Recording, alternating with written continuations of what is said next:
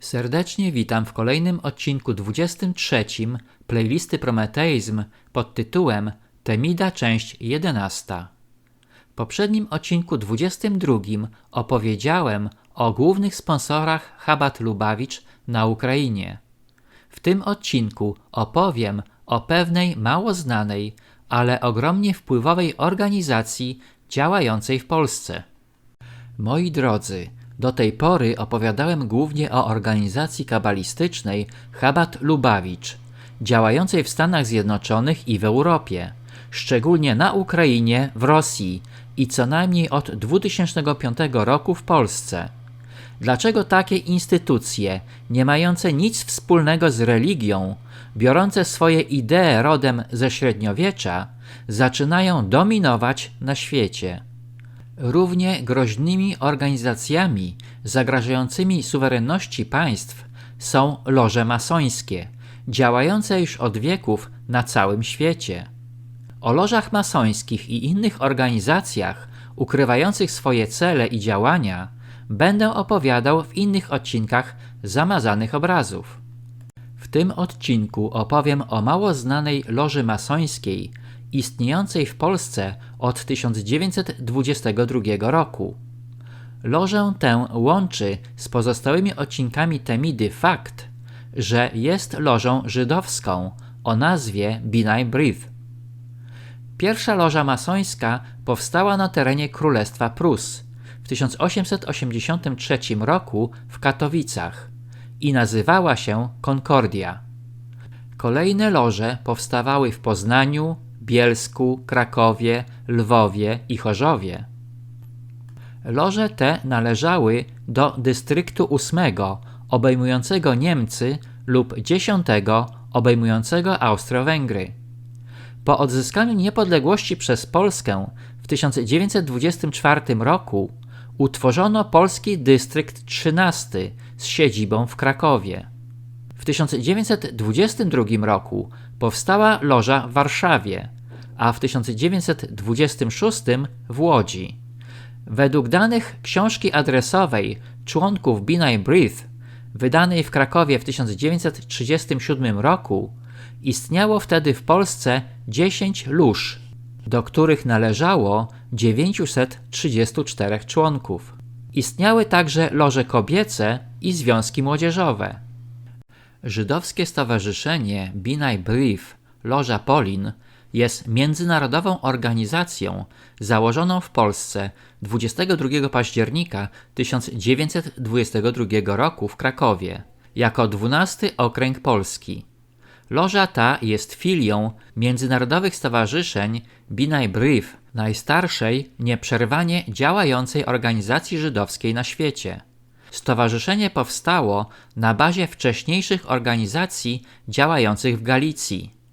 Pierwszym prezydentem sekcji polskiej został dr Adolf Ader z Krakowa, natomiast wiceprezydentem urodzony w Przemyślu Moses Schorr, wcześniej pełniący funkcję prezydenta 12 okręgu Leopolis.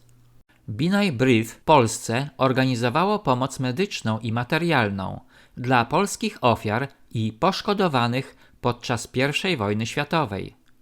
Oprócz tego wspierała finansowo szkoły hebrajskie oraz osadnictwo rolnicze w Palestynie.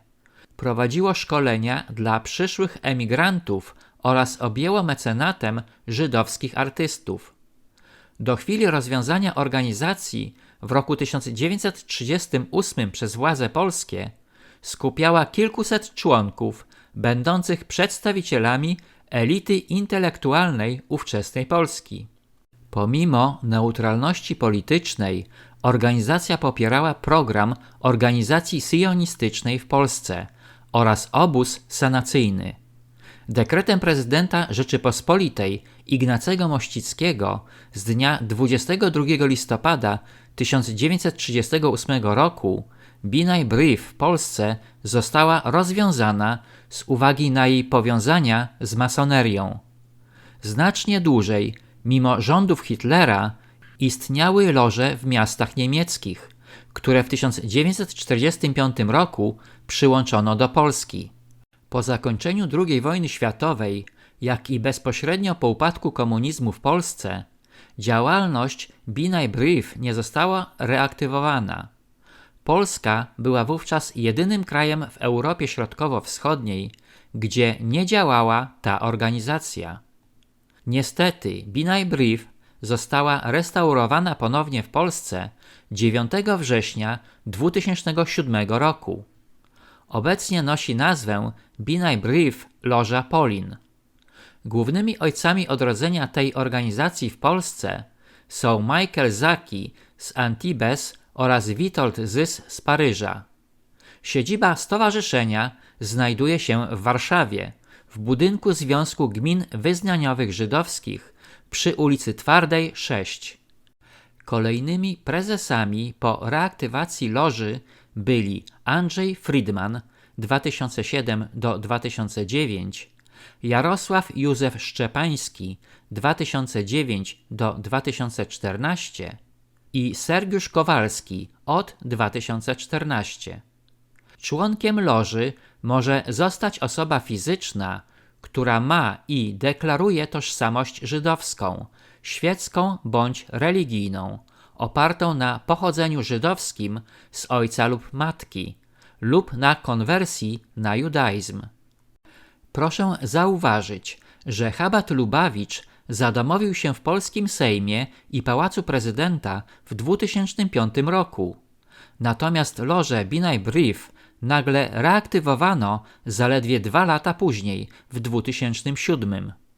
Nie ulega wątpliwości, że to nie przypadek, gdyż przypadki, jak wiemy, nie istnieją. Niestety, członkowie tej loży często zajmują najwyższe stołki w aparacie władzy. 85 lat temu w Polsce, w 1938 roku, kilkuset członków loży było przedstawicielami elity intelektualnej ówczesnej Polski i podejrzewam, że w naszym rządzie jest podobnie.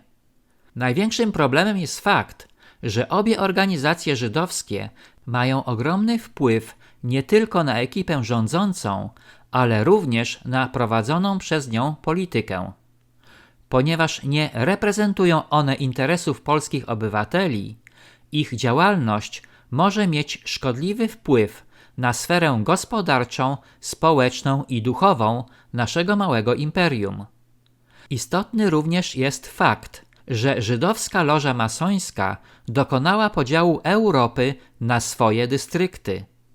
Na przykład w 1999 roku loża połączyła dystrykt 15, Wielką Brytanię i Irlandię, oraz dystrykt 19, czyli kontynent europejski, w jeden dystrykt Binaj Brief Europa z siedzibą w Brukseli. Powodem połączenia wspomnianych dystryktów było powiększenie oddziaływań loży w ramach Unii Europejskiej. Skąd wzięła się żydowska loża masońska Binaj Brief? Wiemy, że powstała w 1843 roku w Nowym Jorku, a jej główna siedziba znajduje się w Waszyngtonie w Stanach Zjednoczonych. Na tym zakończę odcinek 23, w którym opowiedziałem o loży masońskiej Binaj Brief. Serdecznie zapraszam do kolejnego odcinka 24 pod tytułem Temida część 12.